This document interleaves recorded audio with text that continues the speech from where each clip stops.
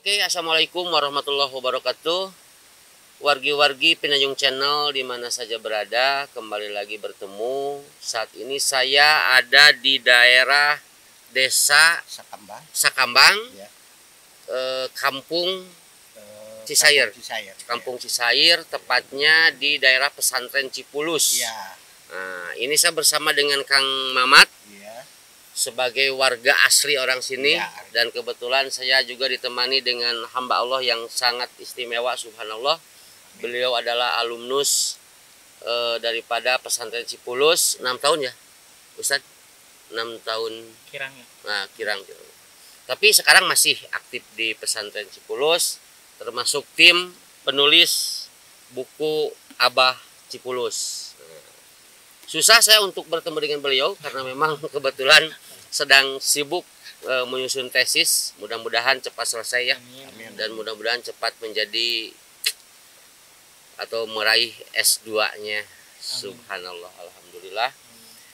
Wargi, seperti biasa kita nanti akan ngobrol-ngobrol. Namun sebelum ngobrol, alangkah baiknya kita akan menyeduh kopi dulu. Yang pasti pemandangan di sini sangat asik, walaupun tidak pure di alam yang sangat bebas. Tapi yang pasti cukup sejuk, asik. Makanya banyak pila-pila orang Jakarta yang ada di sini karena memang tempatnya sangat nyaman, sangat indah, sangat nyaman, jauh daripada polusi kota, dan benar-benar bisa dipakai untuk beristirahat ketika kita sudah mengerjakan atau terlalu sibuk dengan pekerjaan rutinitas keseharian kita. Boleh wargi mengunjungi, nanti main aja, ketemu aja Pak Mamat di sini ya. Ada warga asli di sini, dan kita akan ngobrol-ngobrol nanti dengan Ustadz Aleh juga ya. Oke, sebelum kita ngobrol kita seduh dulu kopinya. Terima kasih. Kita tunggu kopi matang dulu.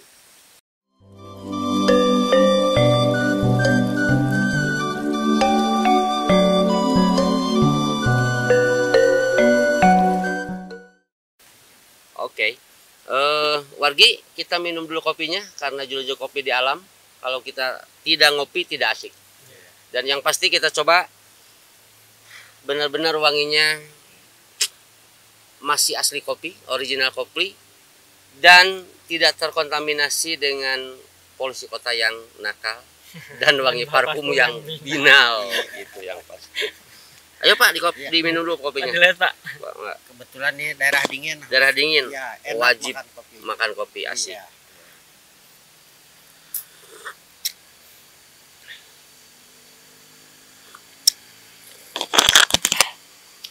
Minum kopi tanpa itu ibarat makan sayur tanpa senok.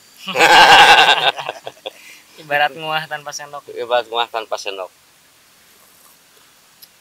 Kopi asli walaupun tanpa merek karena kita takut promosi. Jadi can masuk sponsornya. Can masuk sponsorna. Nah, jadi kopinya masih asli, tempatnya Complong. Iya.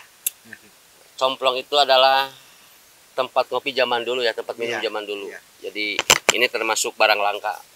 Barang langka itu orang tua dulu itu. Orang tua dulu ya, Iya. masih Complong. Akang mah ngalamannya Saya ngalami ini.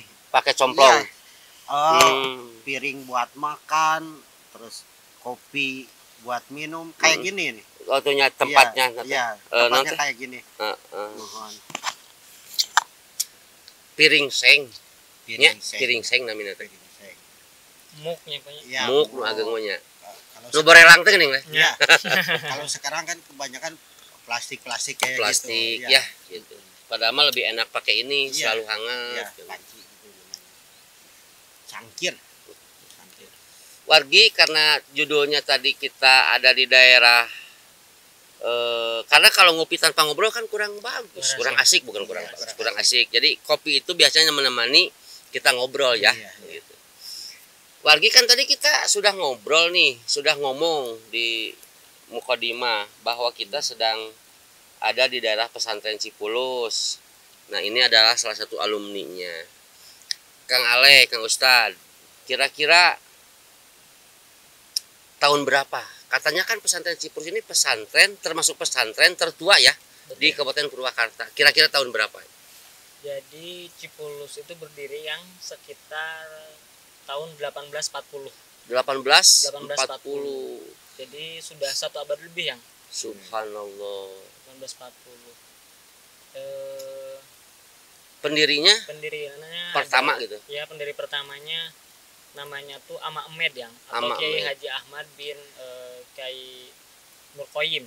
Tapi warga sekitar atau keluarga menyebutnya Ama Ahmed dulu. Ama Ahmed. Tapi makomnya ada di sini ya. Ada ya. Makomnya ada di sini. Terus apa yang dipertahankan di pesantren Cipulus kan sekarang sudah kelihatan modern nih. Apa yang dipertahankan di pesantren Cipulus? Jadi pesantren Cipulus itu termasuk pesantren yang tetap mempertahankan corak-corak tradisional yang jadi tetap mengkaji kitab kuning. Masih ada ya. Ya, masih ada kitab kuning, ngalogat. Jadi tradisi-tradisi pesantren salaf, Iya. pesantren-pesantren dulu masih tetap ada walaupun sekarang bahkan sudah ada kampus begitu ya. Subhanallah. Tapi masih tetap menjaga tradisi ngaji kitab kuning, sorogan, talaran begitu. Masih ada. Masih ya? ada sampai sekarang. Oke Ustadz, kan kelihatannya sudah modern nih. Banyak sekarang pesantren-pesantren modern. Walaupun meninggalkan kebiasaan penempaan kemandirian yang pesantren dulu diterapkan. Contohnya dulu kan pesantren atau santri-santri dulu Ustadz ngaliwet ya.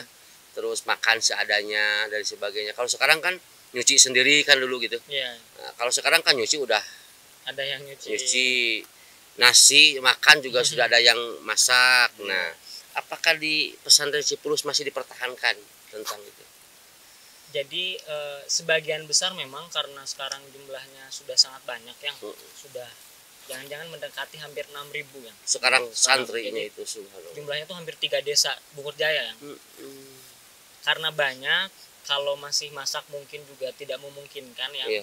Di samping juga jadwal padat. Jadi sekarang tapi menariknya masih ada tungku masih ada yang masih tapi kadang dipakai oleh santri-santri yang senior atau yang khusus salaf khusus begitu ya. Tapi masih ada.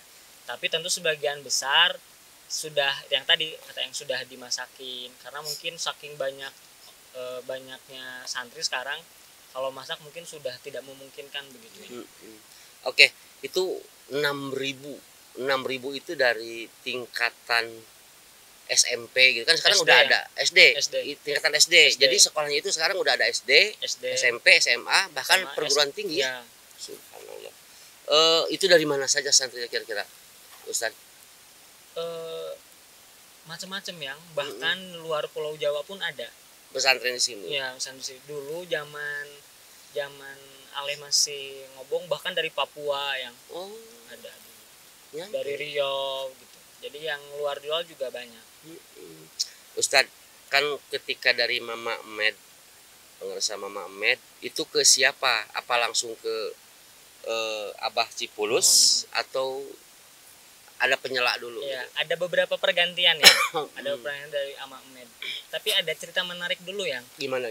Jadi pendirian Cipulus, pesantren Cipulus ini salah satu hal yang menariknya itu ada keterikatan dengan sejarah Purwakarta itu Syekh Yusuf Purwakarta yang Subhanallah, Syekh Baing Yusuf Purwakarta. Jadi Ama Ahmed ini adalah murid dari Syekh Baing Yusuf Purwakarta yang. Jadi secara sanad keilmuan atau keterikatan guru begitu yang. Jadi masih ada keterikatan sama Syekh Yusuf Purwakarta. Gitu. Jadi beliau itu langsung berguru kepada aulia ya? Iya. Ya mungkin insya Allah beliau juga aulia. Gitu.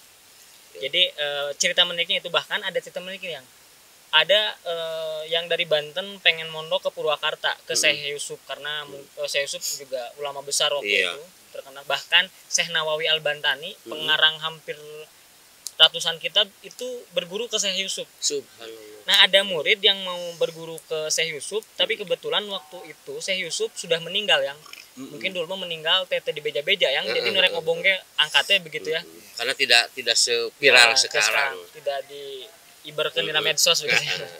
Nah ketika mau mondok itu sudah meninggal. Nah warga sekitar tuh menunjukkannya ke Cipulus. Jadi muncul orang mah da murid nage salah sawios murid anu kawentar anu terkenal di Cipulus, jadi piorang angkat ke Cipulus. Jadi di piorang ya, jadi nukawi yang tadinya mau mondok ke Syekh Yusuf, Bayi Yusuf Purwakarta, kemudian mondoknya ke Cipulus. Pergantiannya tuh lumayan banyak yang dari 1840 sampai sekarang terakhir pengersa Haji Hasbi, putra dari pengersa Abah. Ada sekitar 5-6 pergantian kepemimpinan. Cipulus. Dari Ama Ahmed, kemudian ke Ama Nasir, Ama Arif, Ama Uweb, kemudian Ama Masduki, kemudian ke Ama Zainal, ke Ama Izudin, dan ke Abah. Konon katanya, ya ini kan kita ingin ngobrol. Katanya Abah Cipulus mah mantu ya. Betul, mantu, tapi masih ada keterkaitan keluarga yang. Keluarga. Jadi mirip sama Kangjeng Nabi dan Sayyidina Ali. Subhanallah. Jadi kan masih saudara. Gitu. Ya saudara. Terus mulai, ya ini kan klarifikasi ya. Betul nggak katanya mulai berbenah sampai menjadi pesantren sebagai ini adalah ketika kepemimpinan Abah Cipulus ini. Betul ya, betul. Jadi Abah itu salah satu revolusioner begitu Pak, kalau di Cipulus. Jadi sampai Cipulus bisa sebesar sekarang, bahkan sebagaimana yang tadi yang masuk jalan itu kan dulu tidak ada jalan ya, itu hanya pinggir semua. Jadi Abah tuh sejak tahun dulu sudah visioner, sudah tahu bahwa Cipulus ini akan melebar ke sebelah sana, akan dilebarkan sebelah sana. Abah tuh sudah ada bayangan sana ya, itu jauh tahun-tahun sebelumnya. Jadi karena jalan utama tuh sekarang baru, bahkan itu dulu awalnya masih lewung begitu ya, masih. Nah, yang tahu persis itu. Jadi zaman sekarang bahkan ada SMA, SMK, MTS, Aliyah gitu. Semua tingkatan pendidikan tuh komplit ya. Jadi tingkatan SMA-nya ada, Aliyahnya ada, bahkan SMK gitu. Nah, salah satu fase pembangunan yang masif yang terjadi besar-besaran sepengetahuan alay zaman Pak Abah gitu ya. Reformis juga ya. Yang memimpin perubahan di pesantren Cipulus. Dan konon katanya Abah ini bukan sekedar ditempa di pesantren, tapi beliau juga menimba ilmu di akademis atau universitas modern, katanya. Betul? Kalau universitas sih tidak ya, tidak ya. Selama hasil penelitian ketika menyusun buku ini tidak. Tapi ada fakta menarik. Jadi mungkin pantesan beliau kecerdasannya, kesolannya, karena sejak SD yang sampai itu SMP beliau sempat mengenyam. Itu ranking 1 terus yang kecerdasannya. Jadi sampai tapi sepanjang pengetahuan hasil penelitian, hasil mupu data kesana kemari, dugikeun ka kuliah mah tidak gitu ya. Tidak. Tapi tahun ini sekali Abah tuh sejak Abah masih jumeneng, masih hidup, salah satu cita-cita ingin membangun kampus begitu. Hebatnya. Jadi walaupun Abah secara pendidikan formal mungkin tidak tinggi-tinggi, tapi Abah tuh sejak tahun-tahun kemarin pokoknya bade ngayakeun kampus di Cipulus, dan sekarang sudah ada gitu ya. Dan alhamdulillah ya, Presiden Jokowi pernah kesini. Ya. Akang ngiringan pengennya. Abdi menghadiri mah. Itu alay kan langsung pernah dididik sama Abah. Itu gimana? Sedikit aja lah tentang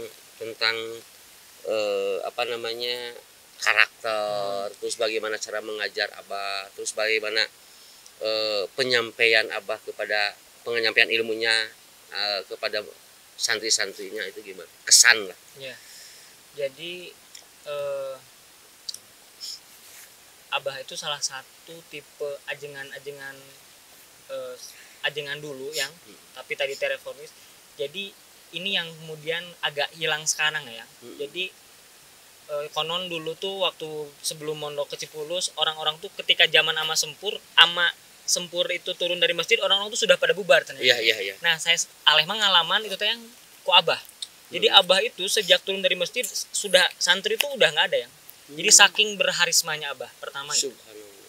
Jadi tidak mungkin salah satu tidak ada itu gimana maksudnya? Ketika Abah turun dari masjid itu yang tadinya misalnya jadi sepanjang jalan masjid itu di depan ada santri sedang misalnya ngopi gini yang di warung. Ketika Abah turun dari masjid itu langsung kabur. Langsung ke kobong Ya masing-masing. langsung nyalumput begitu yang. Langsung tiarap langsung nggak ada itu yang. Karena saking ya Haris segannya ya, gitu segannya. ya. Dulu nguping gitu teh cerita-cerita sama Sempur kan ya. Nah, Ale sendiri ngalamin itu ya. Kalau dari segi Harisma. Tapi ketika berdekatan begini itu kalau kata ya hilimnya kanyaah Abah. Wah, itu sangat. Jadi kalau ketika santai kia misalnya Ngobrol Abah gitu ya ya. kebetulan ada dulu tuh di Piwarang ini yang ngejaga kios di pesantren. Subhanallah ya. Abah tuh pernah masuk begitu ya ke pesantren. Dan itu ketika caket kia mah Masya Allah gitu ya. Dan ketika ngaos bagaimana beliau menjelaskan tentang tauhid, mengenalkan tentang Allah Subhanahu wa taala. Itu nyerap begitu ya. Nyerap kana mana teh bagaimana Abah mengenal. Jadi ngaji ngaosna nyerap, kemudian secara haris upami nuju ya haris mana ngebretek gitu ya santri teh. Dan secara upami cakatia personal bagaimana kata wis gitu yang hilimna Abah, kanyaahna Abah gitu. Terus katanya Abah ini termasuk orang yang humoris juga. Ini yang menarik. Sangat-sangat yang humoris menarik. ya. Ini salah satu contoh mungkin Ustadz ada sesuatu yang bisa diceritakan nih ke wargi-wargi Pinayung Channel. Ada nggak kesan gitu humorisnya Abah gitu? Salah satu khas dari Abah itu ngajinya itu pasti ada humorisnya yang. Jadi ada dongeng-dongeng Sunda yang itu lucu. Jadi salah satu corak ajengan lembur ajengan Abah, walaupun Abah sekarang dulu gagal, tapi tidak meninggalkan corak ajengan lemburna gitu ya. Jadi pemikiran modern. Tapi khas karakter. Ya. Lemurnya Abah bawa gitu, tidak sepertinya dongeng-dongeng kesundaan Abah, dongeng-dongeng cawokah Abah, perbendaharaannya banyak. Wah, ya? Yang seperti tidak habis-habis begitu. Kalau mengaji, selama ngaji ngawas ke Abah ada saja begitu. Dan itu bikin kita tergelak tawa lah begitu segar ya. Segar lah. Kan biasanya ngaji di pesantren malam ya. Malam jadi ku Abah mah tengantuk katanya. Wah, tengah kerma orang teh memang resep gitu ya. Karena memang ngaji sama Abah kan waktu-waktu yang khusus begitu ya. Terus di sini dalam buku ini Abah sering menceritakan tentang dongeng tutut ngala tutut, si kabayan ngala tutut. Nah, mungkin Ale pernah mendengar cerita Abah tentang itu dan kenapa Abah paling sangat tertarik dengan cerita itu gitu di buku ini. Jadi mungkin karena Abah itu yang memang orang lembur, sumping ti lembur, tipi lemburan. Jadi selalu yang ingin Abah dan satu Abah itu adalah seorang petani yang Subhanallah. Ajengan tidak meninggalkan kasab sebagai manusia biasa, petani, real petani bertanggung jawab kepada keluarga ya. Bertanggung jawab pada keluarga. Real petani, mengurus sawah betul-betul sejak jadi ajengan muda sampai Abah sudah sepuh pun Abah sosok petani itu tetap ada yang. Nah, mungkin karena Abah dilahirkan dari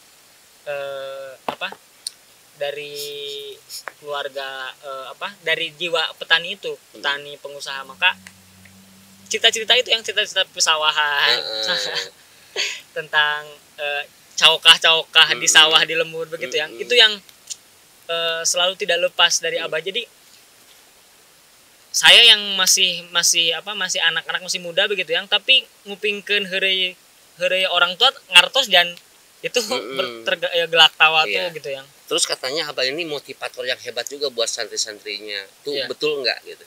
Iya, yang betul. Abah itu kalau sekali jadi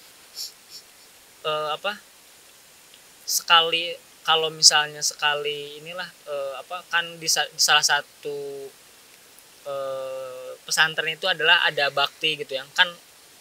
Nah, Abah tuh sekali miwarangge begitu. Sekali miwarangge namina bakti langsung sentak gitu diikutin. Saya kan belum baca nih Ustadz, karena baru dikasih sama Ustadz ya sekarang. Tapi saya baru lihat daftar isinya aja. Saya tertarik karena Abah itu betul-betul multi talent ya. Kalau kita kan multi talentan nih. Kalau Abah betul-betul multi talent ya. Dia juga seorang politikus. Kalau dianggap politikus wajar lah, walaupun tidak ikut berpartai gitu, tapi beliau juga aktif ya di organisasi NU kalau gitu ya, sangat aktif. Terus beliau juga memiliki pemikiran yang modern.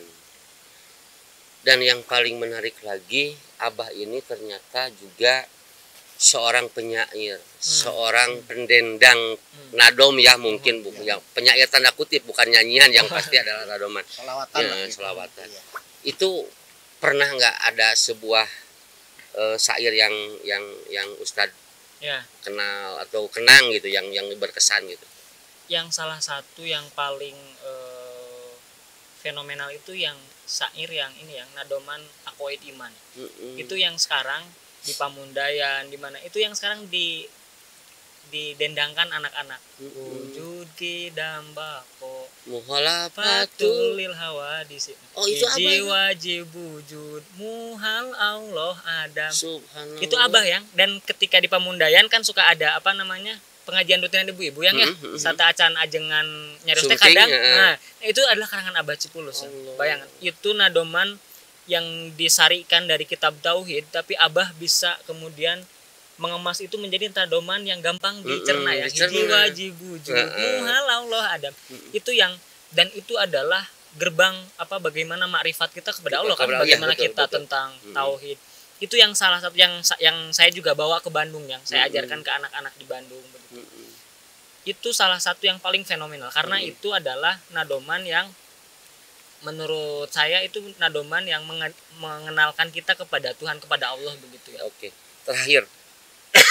Terakhir nih Ustadz, kurikulum yang ada di pesantren Cipulus ini terpisah daripada kurikulum pesantren dengan kurikulum sekolah itu terpisah atau disatukan gitu? Terpisah ya. Jadi pagi biasanya itu waktu sekolah jam 7 sampai jam 12 lebih itu waktu sekolah dengan kurikulum di sekolah masing-masing gitu ya. Mengikuti kurikulum yang kalau yang sekolahnya SMA mengikuti kurikulum Kemendikbud begitu ya. Yang aliyah mengikuti kurikulum Kemenak. Nah, baru di luar waktu itu mengikuti kurikulum pesantren. Jadi ngaji ba'da netepan, setiap selesai netepannya sholatnya itu baru mengikuti kurikulum yang disediakan pesantren. Tapi kalau yang formalnya sekolahnya mengikuti kurikulum yang sudah ada disediakan oleh kementerian-kementerian terkait gitu ya. Abah ini kan mukanya gagah banget ya. Seram lah kalau pertama lihat mah ya. Gitu. Tapi memiliki kolbu hati yang sangat putih, yang sangat Masya Allah. Ya subhanallah. Ya mungkin kalau diibaratkan buahnya buah manggis ya. Jadi menarik, sederhana gitu. Sederhana tapi buah manggis kan jujur.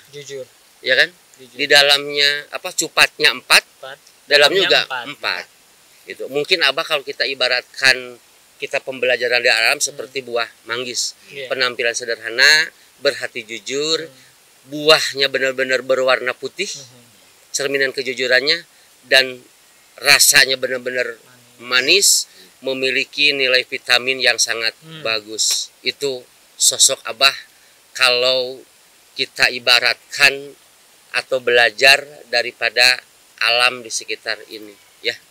Mungkin itulah pembelajaran dari Abah, sekaligus hikmah pembelajaran dalam daripada buah manggis walaupun belum berbuah, baru pohonnya saja nih manggisnya. Oke, wargi, terima kasih. Demikian ngobrol-ngobrol dengan alumnus pesantren Cipulus tentang pesantren dan sosok karismatik, dan walaupun saya bukan santrinya tetapi saya termasuk orang yang mengagumi Abah Cipulus. Mudah-mudahan beliau tetap mendapatkan kasih sayang dan ridhonya Allah. Amin. Beliau ditempatkan di surganya Allah. Amin. Dan semoga pesantren Cipulus ini tetap maju. Amin. Tetap menjadi media bagi kader-kader, pemuda-pemudi, calon ulama yang akan meneruskan risalah Rasulullah SAW. Mohon maaf kepada keluarga besar daripada pesantren Cipulus. Apabila ada kesalahan, sekali lagi itu adalah kesalahan mutlak dari saya yang fakir, yang miskin dengan keilmuan. Kalaupun memang ada benarnya, insya Allah itu adalah Allah yang memberikan kepada saya. Seperti halnya tadi saya menuangkan kopi, cai, air ke complong ini, itu seperti itulah saya. Jadi Allah turunkan ilmu ke saya, langsung saya tuangkan ke wargi-wargi. Tapi insya Allah kesalahan itu adalah mutlak kebodohan saya. Terima kasih Kang Mamat, terima kasih Ustadz. Iya. Banyak belajar saya dari Ustadz. Terima kasih. Akhirul kalam. Wassalamualaikum warahmatullahi wabarakatuh. Waalaikumsalam.